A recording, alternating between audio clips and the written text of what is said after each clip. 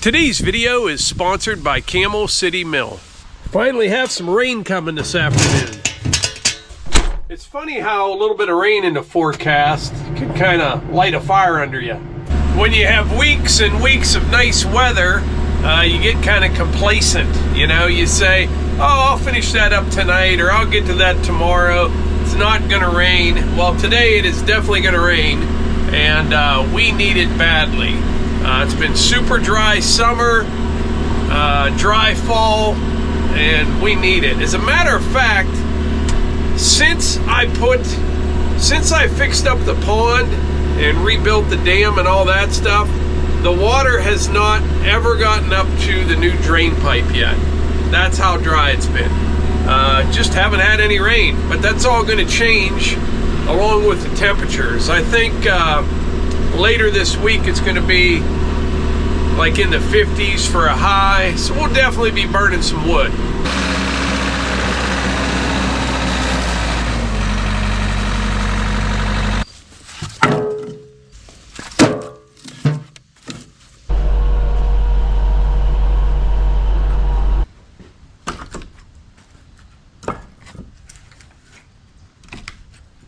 I like to get my wood racks both inside and outside here topped off before it rains or before snow.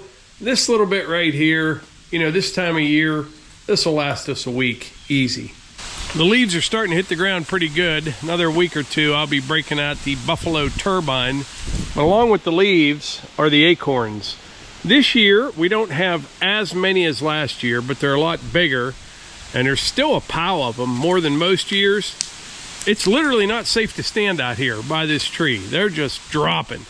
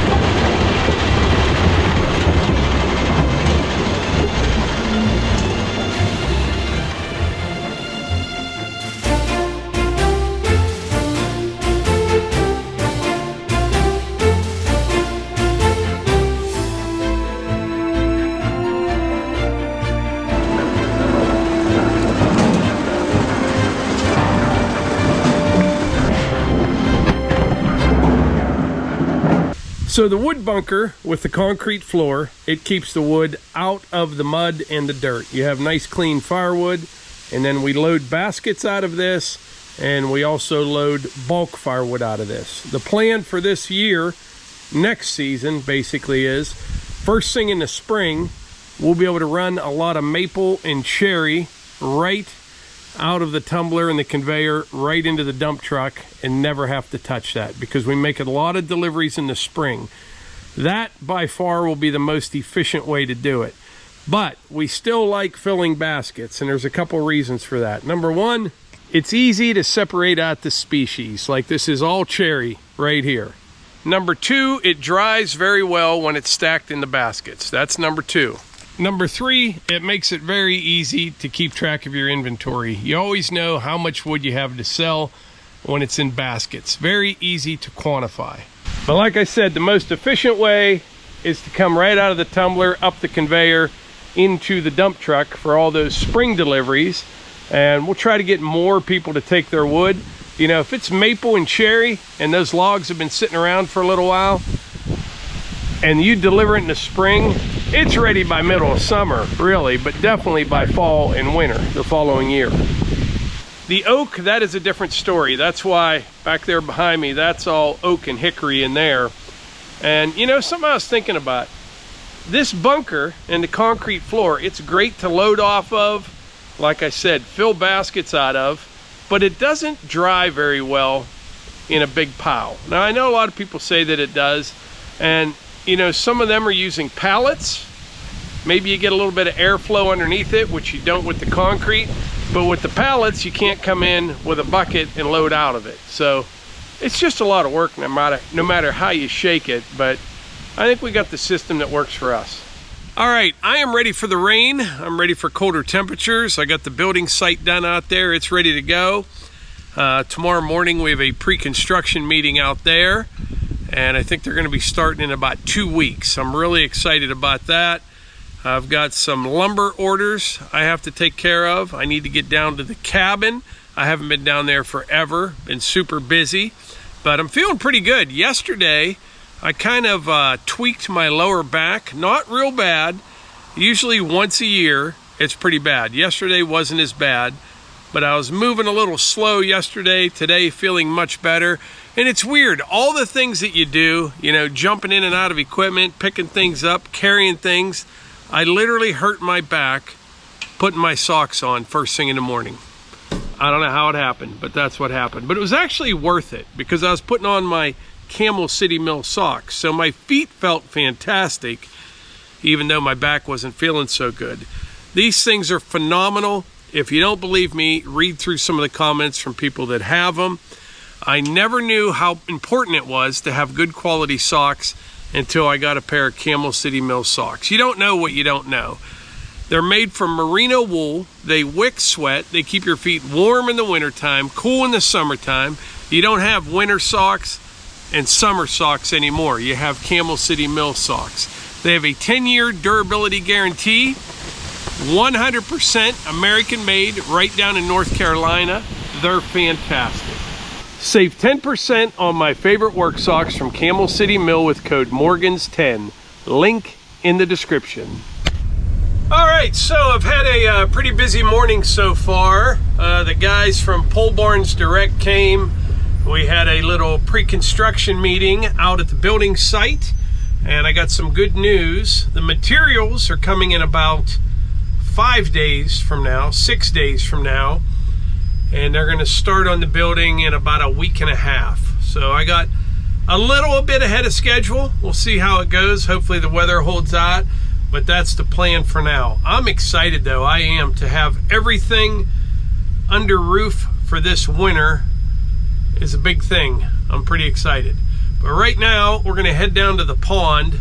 I haven't been down there for a while, and yesterday we had probably, I'd say, an inch of rain. It started at about 2 o'clock in the afternoon, and it was still raining at 3 o'clock this morning when I woke up. And it finished up around 6 a.m. So I think the water level should be up some, quite a bit actually. We'll go down and see. But I tell you what, I can't keep my eyes open past 8 o'clock at night. It's getting dark so early, and then next thing you know, I'm like wide awake at 3 o'clock. So I need to work on that. It's probably 15 degrees colder today than it was yesterday. It won't be long. Snow will be flying. Oh yeah, the pond definitely filled up.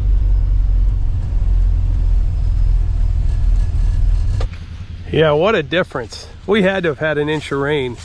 Still about 3-4 inches before it goes into the drain pipe. Yeah, a lot of water. I can't believe how well this grass came in for as dry as it was when I planted it. I watered it one time. That was it.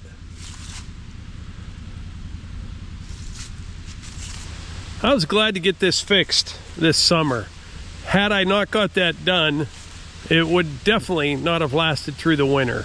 If you don't remember, the dam on that side, the standpipe was plugged, long story, but the water ran over the dam, eroded the road out below it.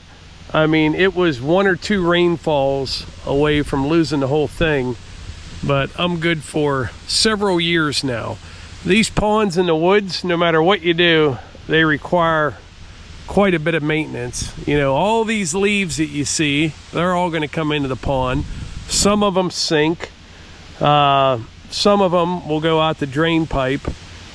The back fills up with sediment. It's just a lot of maintenance, but it's really a nice pond. You know, it's not real big, but the grandkids like to fish down here. The wildlife like it, and it looks nice. It's a nice pond.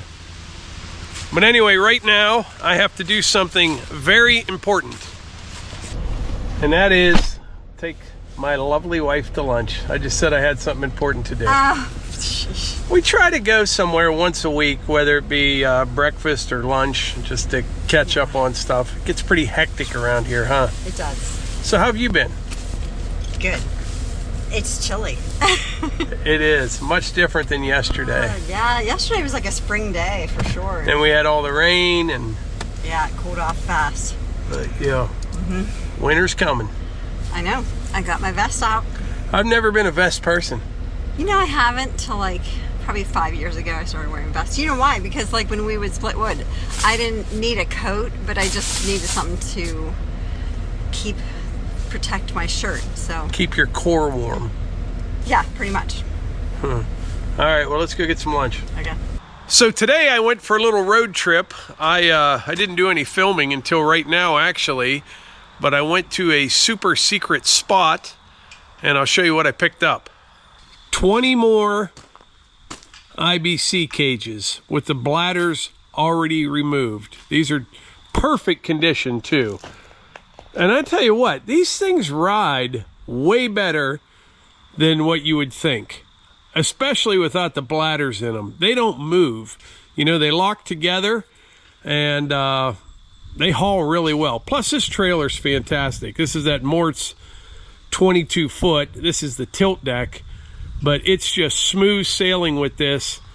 And I stopped once, checked my straps, and hammered down, and I'm back with them. But Levi will get these ready for firewood.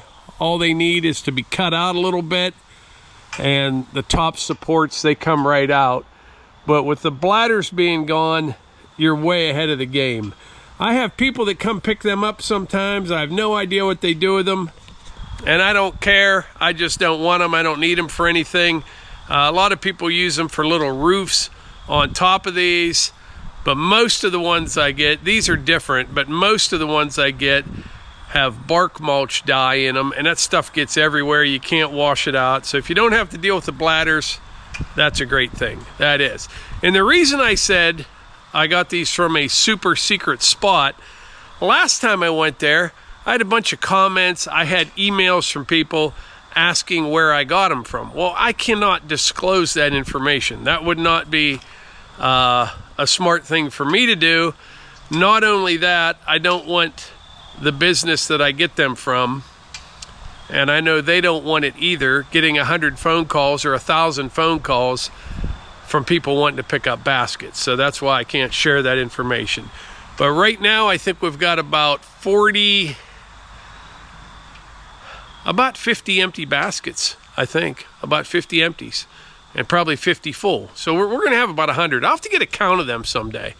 But yeah, we're getting there. But anyway, I'm gonna take this trailer down to the wood yard, and we'll unload this tomorrow and get them ready. But I mean, they don't move at all. They don't rattle. Haul really nice. All right, so Melissa and I, we went away for a couple days. If you saw that video the other day, we stayed at a tree house at Ella's Enchanted Tree Houses, not far from Deep Creek Lake. But we got back this afternoon, and on the way home I stopped at Bass Pro and I bought a couple more of those reveal cameras, and we're going to take one over to the old apple orchard above my mom's place and try to get an idea of what's going on over there. Over on this side, over on our side here out at the food plot, it has been crazy. The buck, the rut is definitely on, and I have video and pictures of probably 7 or 8 different buck out there at the food plot. Every night, every morning, every afternoon, they're just everywhere, chasing doe. I have never seen a year like this. I haven't. They're just everywhere. But like I said, over here at the old apple orchard, it's really not that far away, but they're always like different deer over there than they are over here. It's like the driveway down by my sister's place is like the line, you know? You've got deer over that way towards town, you got deer over this way, and they go the other way. I don't know why, it's always been like that. But let's head over there. We may even see something on the way over.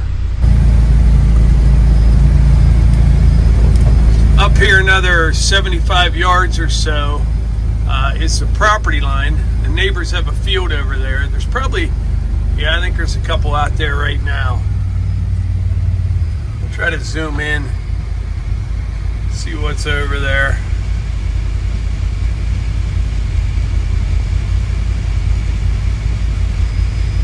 I think that's a doe. Can't really tell till it lifts its head.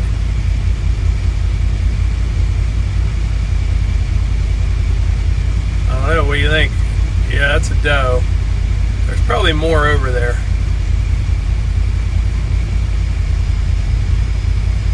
We'll get a little closer. We may spook them, but we got to go over, you know. Oh, there comes one up here. See that one?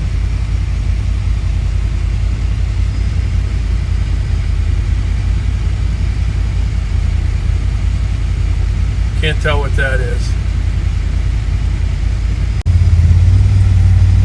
We'll open our window here. Maybe. I should open it first.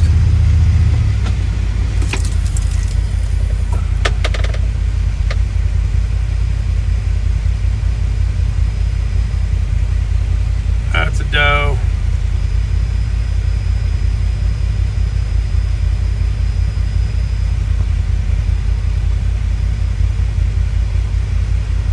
I just see 2 doe. You know where we're going to put this camera? Right on that cherry tree right there. This has always been a nice little crossing into this field, either right through here or right over there. So, oh, there's a third one. Yeah, I think they're all doe. I think. But yeah, we'll put a camera right there. All right, got the camera all set up. We're gonna get down here to the little clearing I have, get turned around, and then we're gonna head over to the other hill out to the food plot. I got a dead battery over there, and I'm out of batteries. I mean, you can put double A's in them, but I've got the rechargeable batteries, and they last longer, and you're not buying a bunch of double A batteries. But I got to swap them out, and I need some spares, and I don't have any. And I'm not sure what's going on, because I went to Bass Pro. They didn't have any. There were 2 Tractor Supplies, 3 Tractor Supplies that I stopped at that sell the Tacticam cameras. None of them had any of those rechargeable batteries. And I looked on Amazon, and you couldn't get them right away. It's going to be like a week or 2. I'm not sure, but I think something's going on with the batteries. Because Tacticam, they're huge. You know, everybody buys those cameras, and all the displays have cameras, all the different models, SD cards, mounts, solar panels they have, no extra batteries. And I'm not sure, but I think it's a combination of things. I think it has something to do with China. I do. And like the rare earth minerals, maybe tariffs. There's something going on. I don't know. But when you think about it, if there is going to be a shortage, the first thing that is not going to be serviced are trail cameras, you know, because all that stuff's used in cell phones, computers, military stuff. Maybe, I don't know what I'm talking about, but something's up. That's my opinion. If you know where there's some available or you see them in your stores, maybe I'm completely off base here, but it's just weird that they have everything else and they have for months, but none of the rechargeable, I think they're lithium-ion batteries. So I don't know. But anyway, let's head over to the clearing. I'm just going to pull that one out, recharge it tonight, and we'll put it back in tomorrow morning.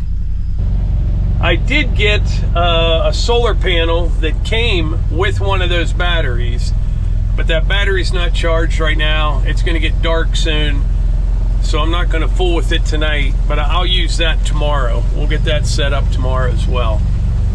But yeah, I have a lot of fun with these cameras. I do. And you know what I was thinking? A lot of people will disagree with me, but I have not been out archery hunting once this year, and I don't even think I'm going to go.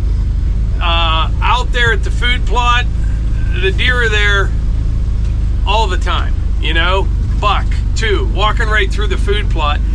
It is easier around here, much easier, to get a nice buck in archery season than it is in rifle season. Because in archery season, they're on the move, you know what I mean? They're running all over the place, and they're after those doe.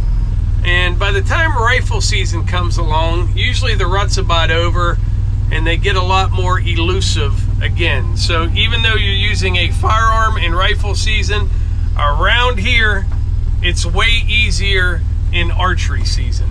It is. There hasn't been a morning in the last week or an evening that there hasn't been at least 2 or 3 buck in that food plot out there, day and night. You know, they're there all the time. Now come rifle season, that'll be a different story.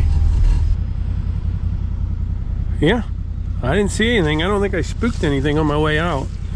We'll pull this battery out and we'll go check out winter eye.